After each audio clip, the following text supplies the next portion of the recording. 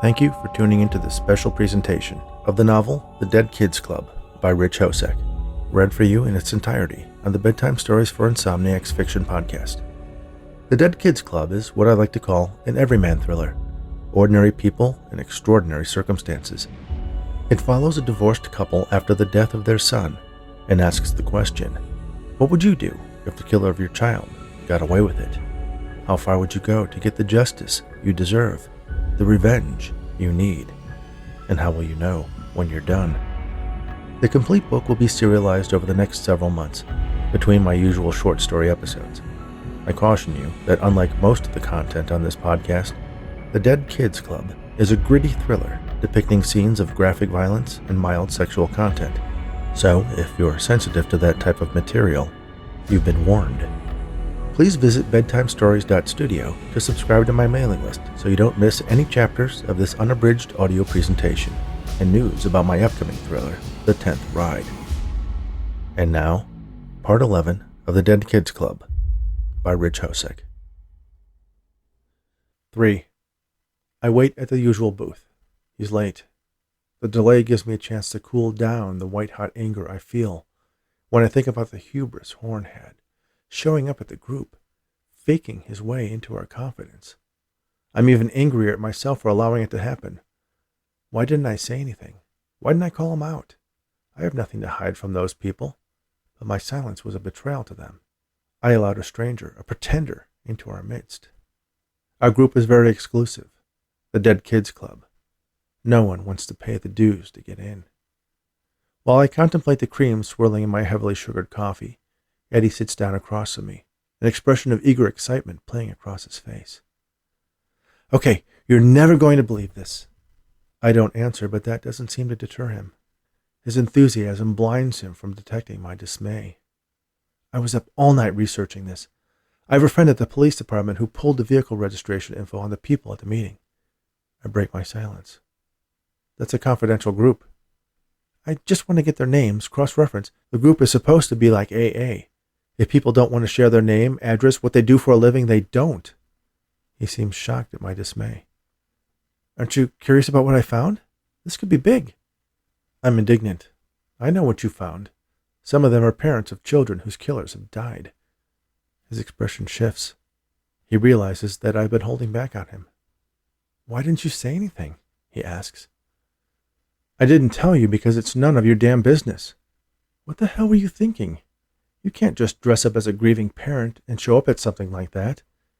It took some of those people years to gather the courage to confront the feelings that haunt them day in and day out. What gives you the right to go poking around in their lives? I'm sorry I ever mentioned it to you. The excitement drains from his face. Okay, you're right. I did cross the line, but did you think I wouldn't dig around?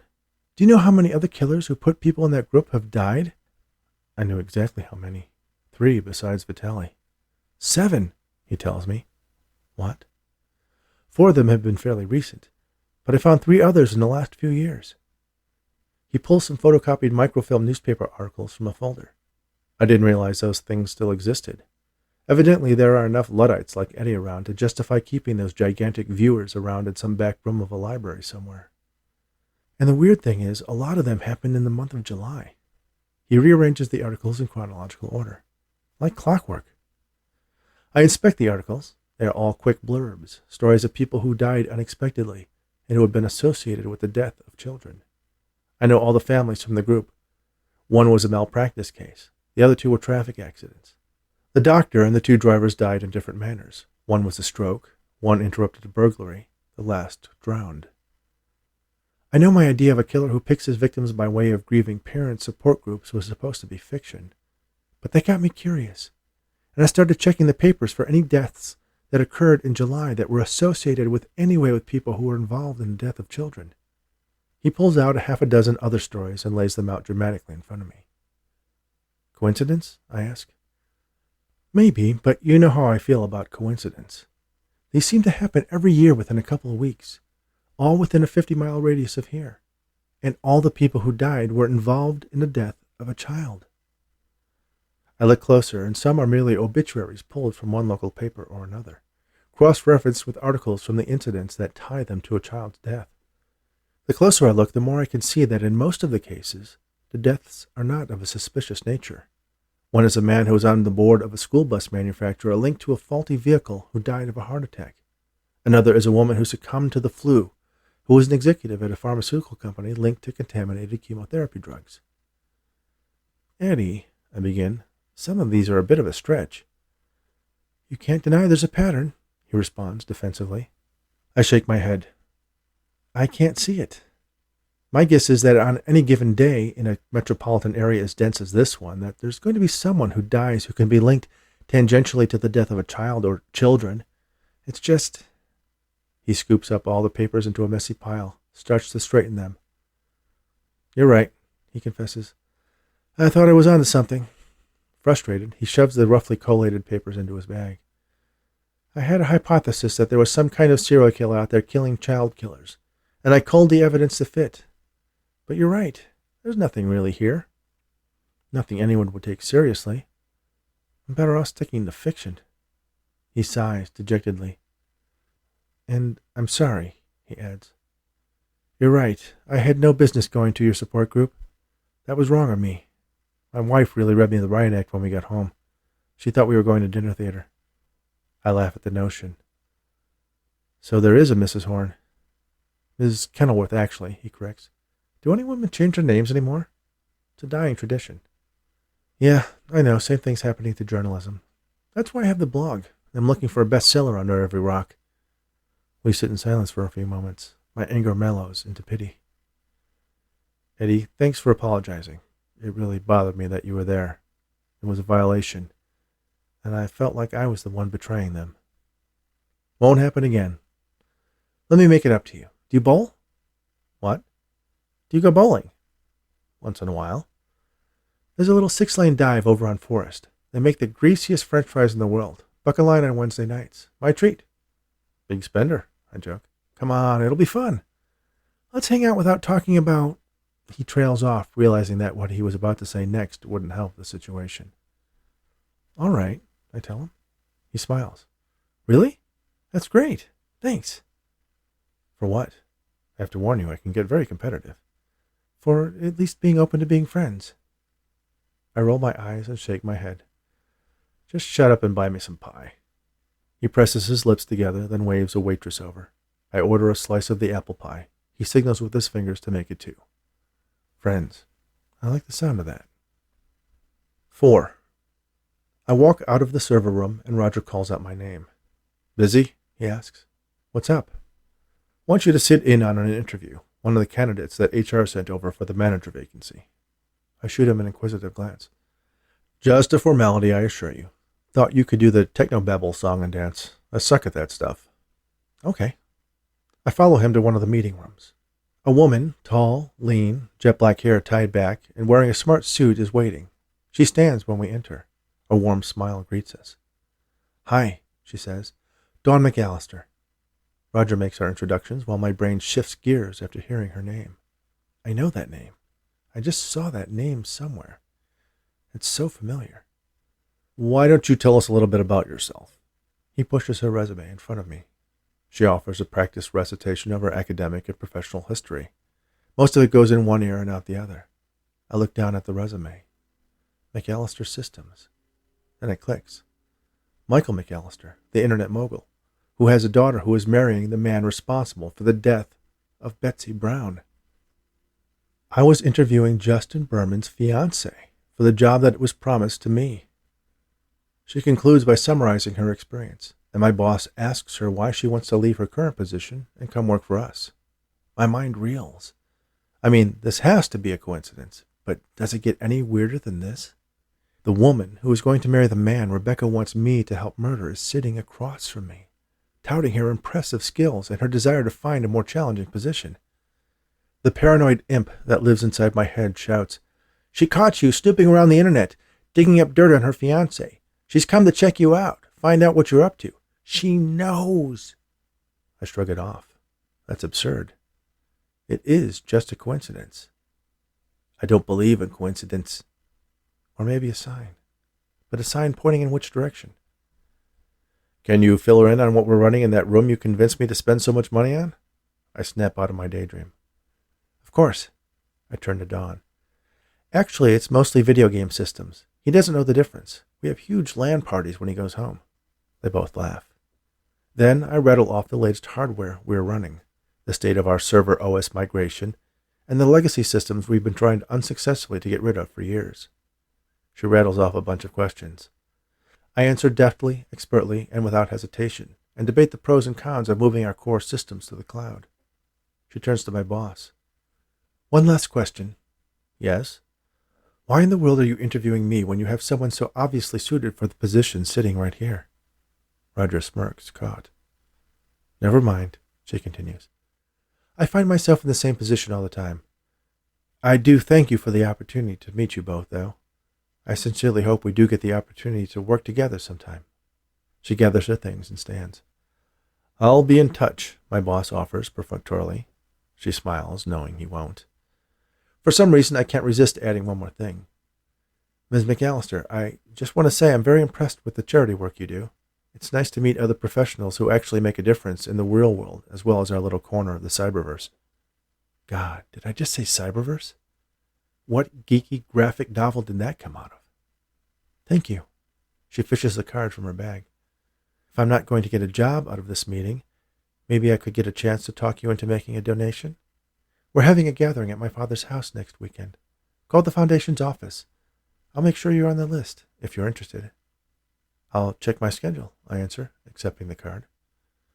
We'd be happy to lend our support, Roger adds. We all shake hands, and she assures us she can see herself out. You're engaged, and so is she, my boss reminds me. I shake my head as if the thought had never crossed my mind. If only he knew the real reason I wanted to find out more about her charity work. The universe is a chronic practical joker. 5. I fill Rebecca in on the interview with Dawn McAllister and the invitation to the charity event. We have to go, Rebecca insists. It connects us to him. If we really want to do this, it has to be clean. And how will it look if we purposely avoid him right before he's killed? Like any other death in the state that happens every day. Except you just turned down his fiancée for a job. And you flirted with her. Nobody flirted. That part was just Roger being Roger. We're going, she insists. Make the call.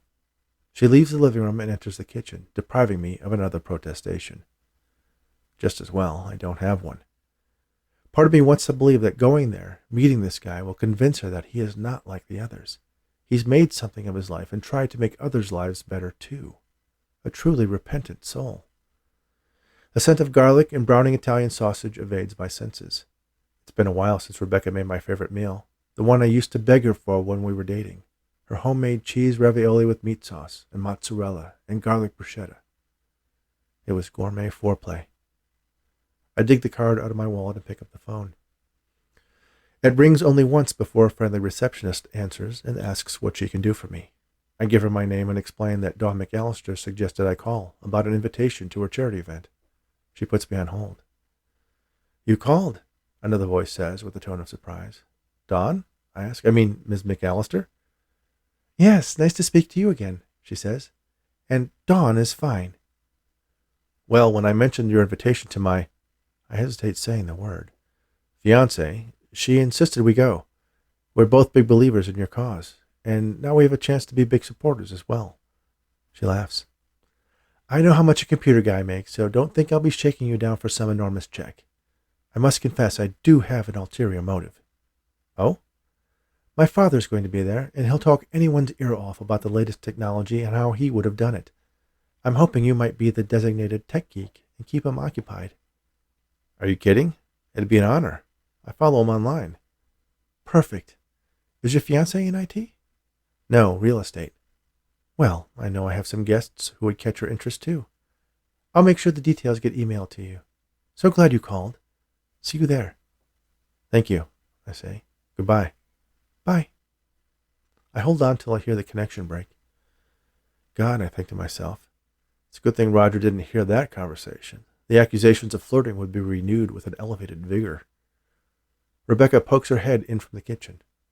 Are we all set? Yep, I answer, all set. She crosses toward me, the scent of her cooking thick around her, and gives me a garlic-flavored kiss, then smiles lustfully and returns to the kitchen, humming. If nothing else, doing what Rebecca wanted did kickstart our sex life. I flip open my laptop and Google Michael McAllister, Dawn's father. I haven't read his blog or followed him on Twitter, and was relieved to find that he did indeed have an online presence I could connect with, so my boast would not be unveiled as the little white lie that it was. Michael McAllister had stepped down from being CEO of his namesake company several years before, but maintained a high profile in the industry. I'd seen him on various talk shows, and he'd pop up as an expert on the radio, opining from time to time on the latest iPhone, or changes in Facebook's terms of service, or what went wrong with the last election. I figured if I was going to pass myself as a Michael McAllister aficionado, I would need to get up to speed on his latest proclamations and evangelisms. I lose myself in reading his online posts. I find I agree with him with a great many of his positions, and am growing eager with genuine excitement at the opportunity to meet him. Sometime later, Rebecca sets the table with the feast that she knows will get me to do anything for her. I guiltlessly sit down at the table and devour more of it than I should have been able to. And after all that, there's blueberry cheesecake for dessert. I stare at it for a moment, wishing I had paced myself a little better on the ravioli and bruschetta. "No dessert?" Rebecca asks. I stifle a burp. "It looks delicious, but I don't know if I have room for it just now." Rebecca gets up from her spot across the table, walks over, and sits on my lap, then draws a finger through the gooey blueberry topping and licks the bit that threatens to run down her hand. She demonstrates how good it tastes with an orgasmic moan, and holds her finger in front of my mouth. I part my lips, and she holds her finger a little closer, forcing me to go the rest of the way myself. I do so and receive my sweet, fresh, juicy reward. Rebecca pulls her finger free, then dips it into the cheesecake again, deeper this time to get a scoop of the cheesy part as well. But instead of offering it to me, she smears it between her breasts and licks the remainder off her finger. I don't hesitate to remove the delicious mess from her chest, then lick her neck, then nibble an earlobe, and finally share a blueberry cheesecake-flavored kiss. "Want to go into the bedroom and work up an appetite?" she asks. I nod enthusiastically. She slides off my lap and leads the way to the bedroom. "Wait," I say, then turn back to the table, grab the dessert, and follow Rebecca with the cheesecake in hand. 6. The pins erupt with thunder and a furious explosion of white and red as the ebony ball smashes into their midst. Eddie spins around, doing a move he must have copied from an old Michael Jackson video, then licks the tip of his finger and marks an X in the air. I roll my eyes, having endured his strike dance several times already. Fortunately, he didn't have one for spares. He slides behind the scorer's desk, pencils in the strike, and tallies up the score for the previous frames. This place is perfect for his Luddite sensibilities. No fancy electronic scoring, no light shows accompanying blaring pop music, just a little 6-lane bowling alley tucked away between a cigar shop and a cobbler. I must have driven by this place hundreds of times and never noticed it. "You're up," Eddie reminds me. I nod and cross to the lane, glancing down at the score sheet, which shows how definitively I am being beaten. I pick up the 16-pound ball that had holes big enough for my fat knuckles and do my best to guide it down the center of the waxed lane toward the triangle of pins. The ball veers quickly off to the side, giving them a glancing blow, but a friendly rebound knocks down more pins than I deserve. Eddie laughs. "You need a few more beers in you. You're too tense." "I haven't bowled in probably 10 years. Yeah, it was 5 years ago last game." He signals the bartender/shoe manager/cashier to bring over 2 more beers. I make a half-hearted attempt at the spare and make it. I turn to Eddie, lick my finger, and draw a slash in the air. "Mathematically impossible for you to catch up at this point," he boasts. And I thought I was competitive. "Yeah, I know. It's a fault. Melissa won't even play cards with me anymore." The bartender drops the 2 beers in the cup holders behind the seats that at some point in the past were filled with waiting bowlers, then departs without a word. 2 silent old men at the bar watch baseball on the black and white TV. How many of those do you see anymore? And a single bowler in the far lane racks up strike after strike with a gleaming translucent ball. The embroidery on his worn shirt names him Freddie. The bell, hanging from the front door, tinkles. 2 men in dark suit jackets enter. They look around, and their heavy-lidded eyes settle on me and Eddie for a moment. Then they move to the bar and drop onto the stools. Eddie glances over his shoulder and watches them for a moment, then gives his ball a half-hearted toss down the alley, creating a split. I tease him for his uncharacteristically poor attempt. He takes a seat next to me and tightens his laces while he speaks in a low whisper. Did you see those two guys who just walked in? I reach behind me for my beer, catching a glimpse at the newcomers. Friends of yours? They're from Vitali's crew. I cast a quick, inconspicuous glance in their direction. You sure? I've got their mugshots tacked up on my office wall. What are they doing here? I don't know. It's not the typical place they'd shake down. Maybe they like to bowl. In suits? Maybe they're following you. You did catch Tony Vitali's interest. Maybe Mikey Manzanetti changed his mind about you having the balls to take out his kid. Yeah, 16-pounders. Horn doesn't laugh. Should I be scared? Maybe I should be. They could just as easily have taken offense at something on my website. You know, I've been meaning to ask you. You don't seem very tech-savvy. The same college kid who set up my email address to print messages on my fax machine has it so I can send typewritten pages to a blog post. The system he describes catches my interest for a moment, and I want to dig further, but my focus returns to the member of Tony Vitali's crew, who decided to drop in for a beer at the bowling alley Eddie and I just happened to be killing a few hours at. You really think he had a change of heart? I asked nervously. No, you'd be dead if that was the case. Good to know. So what do we do? Well, we can finish our line and pretend they're not here, or we can just call it a night, Eddie suggests. I think about it. Vitali's goons make me nervous. Let's just get out of here, I say. I pull out a $20 bill and clip it to the score sheet, then hurriedly change my shoes and flee with Eddie under the watchful eyes of the mobsters. 7. I drop off Eddie at his apartment building, then continue on to my place. A large, menacing SUV follows me. Even in the dark, I can recognize the driver and passenger in my rearview mirror as the two goons that were in the bowling alley. No doubt that they were there on my behalf now. I rev at my apartment building and pull into the parking garage. The SUV takes up a position across the street. It is certainly going to be interesting trying to kill Berman under the watchful eye of the mob. 8. Rebecca listens intently as I tell her about my run-in with Vitali's men. So, she begins, what does it mean? They can't follow us the rest of our lives. They'll give up after a while, and if they don't, we'll find a way around it. Maybe Mikey's convinced Tony Vitali to give us another look. Maybe Rebecca was more careless than she thought with Lorenzo. Geez, paranoid much? She asks mockingly. It's not paranoia if the mob is actually following you, I reply. Whatever. I'm not going to live my life like everything I do is going to tip off Manzanetti, or the police, or Vitali, or heaven forbid upset Barb Brown. She grabs her phone and jacket and heads for the door. I'm going to Amy's. She's picking out nursery stuff, and I need a distraction from your drama. She looks at me fiercely. And don't think you're going to use this as an excuse to let Berman off the hook. You can think of a way to get around Vitali's guys, and we're going to that charity thing. She leaves abruptly, stealing any chance for me to respond. 9. Barb is not at the group meeting. Brian does his best to follow the format. There are no new members, so that makes things easier for him, and some of the other regulars help things move along. Everyone is eager to wrap things up, and they break into smaller groups. Brian ends up on his own, rearranging things at the refreshments table. I approach him. Need a hand? He smiles when he sees me. Yeah, I'm kind of lost here. I'm not used to doing this without her. I hope she's feeling better soon. I'm not sure about that. What do you mean? We've been arguing a lot lately. It's like the last 10 years have all come crashing down on us at once. I really bought into this whole thing at the beginning, sharing feelings, unloading grief, remembering the good stuff. You guys do a lot of good, I remind him. Yeah, well, nothing is as therapeutic as seeing your child's killer get what they deserve, huh? There's a disturbing tone to his voice. A man on the edge. I'm sorry.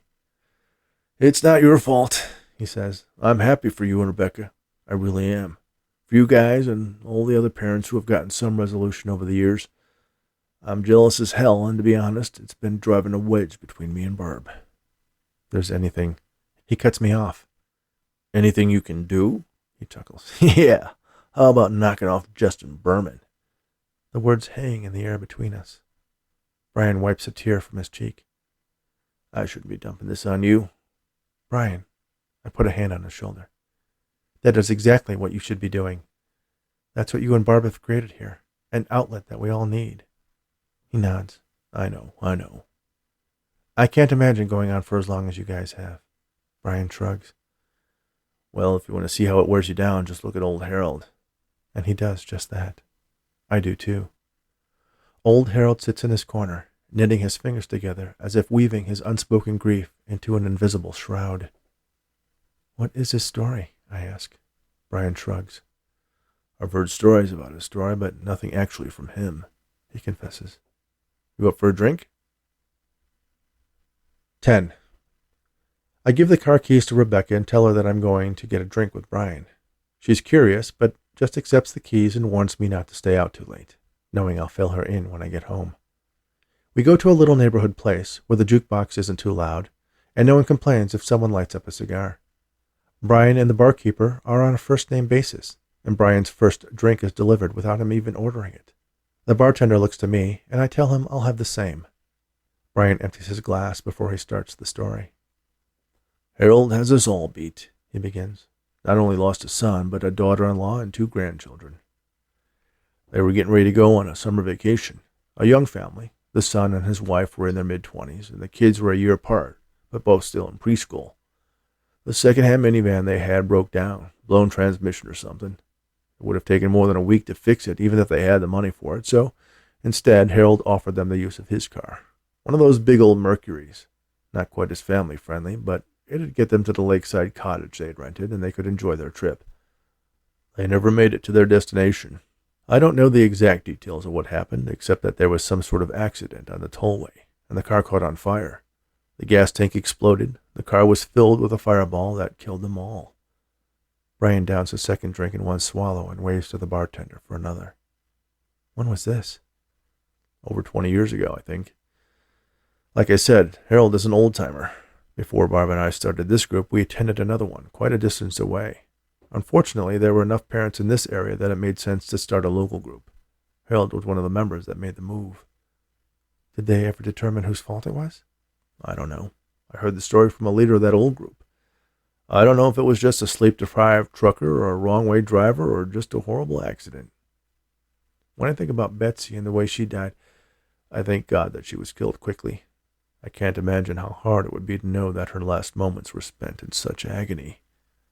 Cooper's last moments were like that, but he deserved it. And you can understand why Harold never shares. He must blame himself to some degree. It was all a series of unfortunate events. Wrong place, wrong time. Just like Nick on that part of the sidewalk when Natalie ran him down. But I get it.